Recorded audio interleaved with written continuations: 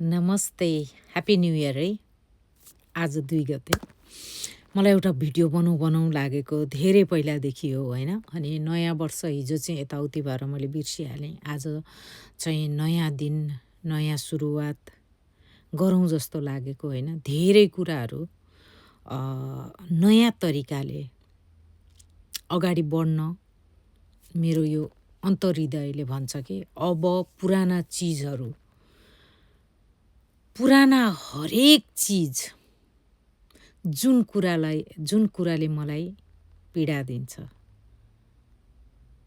मेरो विचारमा त्यो एकदमै लोयल्टी के एकदम हरेक कुरा मैले अन्तर्हृदयदेखि मैले निभाइरहेको हुन्छु। चाहे मेरो त्यो आफन्त होस्, चाहे मेरो त्यो साथीभाइ होस्, चाहे त्यो यो सोसल मिडियाको साथीभाइहरू होस्, जो पनि जसलाई पनि मैले 100% दिएर मानेको त्यस्तो साथीभाइहरूलाई पनि अहिले मैले देख्दै जाँदाखेरि केही स्वार्थको लागि जिन्दगीमा के लिएर आएको थियौँ र के लिएर जाने होइन, निस्वार्थ भावनाले जोड्यौँ न। कुनै पनि कुरा गर्नुहुन्छ भनेदेखि आफन्तहरू पनि जो मेरो रगतको नाता हुनुहुन्छ, जो हुनुहुन्छ होइन, उहाँहरूले पनि केही स्वार्थको लागि मात्रै फलानु मेरो यस्तो त्यस्तो स्वार्थ पुरा हुँदैन, त्यो कोही पनि होइन सिद्धियो सम्बन्ध।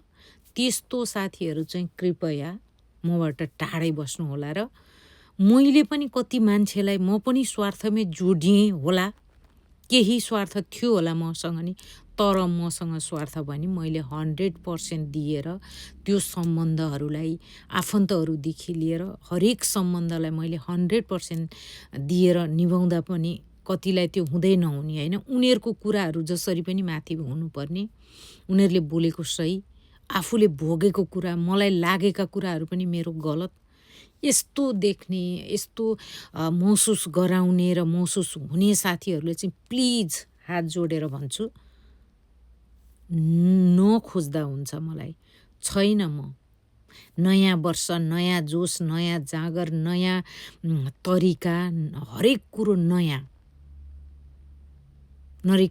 तरिकाले नै अगाडि बढ्न चाहिँ मलाई राम्रो लाग्न थाल्यो। र मेरो सोच र मैले कति ठाउँ देख्छु सुन्छु पनि साँच्चीकै नयाँ सोच लिएर नै अगाडि बढ्नुपर्छ।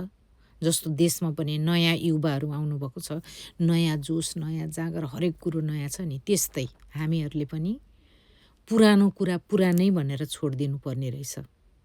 र छोड्छु अबदेखि मैले, चाहे त्यो मेरो आफन्त होस्, चाहे मेरो त्यो रगतको नाता होस्, चाहे जस्तो सुकै होस्, म एकदमै मान्छेलाई सकेसम्म भएको चलेका सम्बन्धहरू नराम्रो नहोस् भनेर म 100% दिने मान्छे।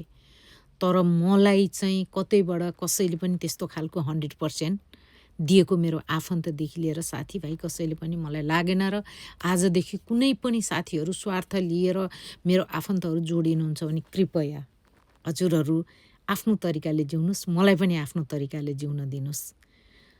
सबैलाई खुसी पार्न सकिँदैन र कसैको जुनसुकै सम्बन्धमा पनि अरूलाई खुसी पार्न खोज्दाखेरि आफू रात दिन दुखी भएर जिउनु पनि छैन मलाई। त्यही भएर हजुरहरू आफ्नो तरिकाले जिउनुहोस्, म आफ्नो तरिकाले जिउँछु।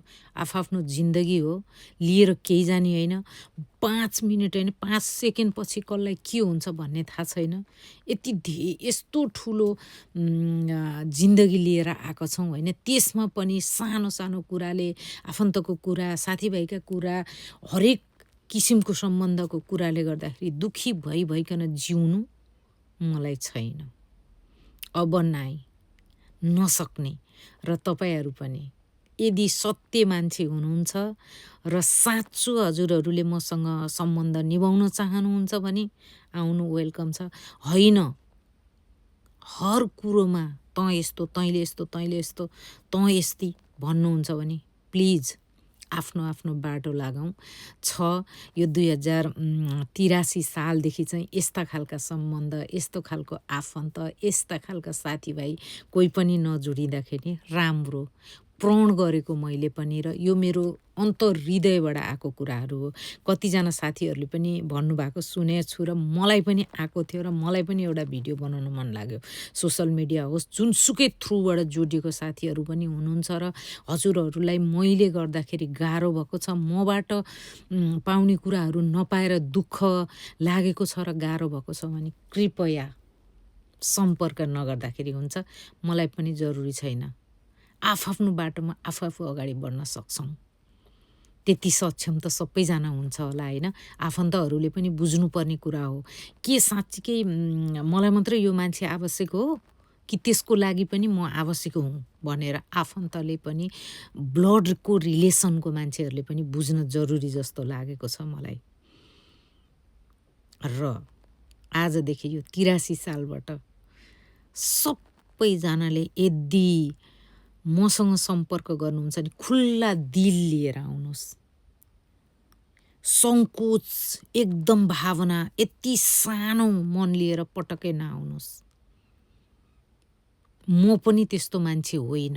कुनै पनि सम्बन्ध मसँग छ भने मेरो रगतको नातादेखि लिएर हरेक सम्बन्धलाई मैले 100% दिएर निभाउने मान्छे हुँ र मैले पनि त्यही चाहन्छु। त्यस्तो सक्नुहुन्न भने कृपया नआउनु होला भन्दै 83 सालबाट चाहिँ यो प्रण गरौँ, नयाँ तरिका, नयाँ जोस, नयाँ जागरले अगाडि बढौँ भन्दै अहिलेलाई चाहिँ बिदा चाहन्छु। हस्त।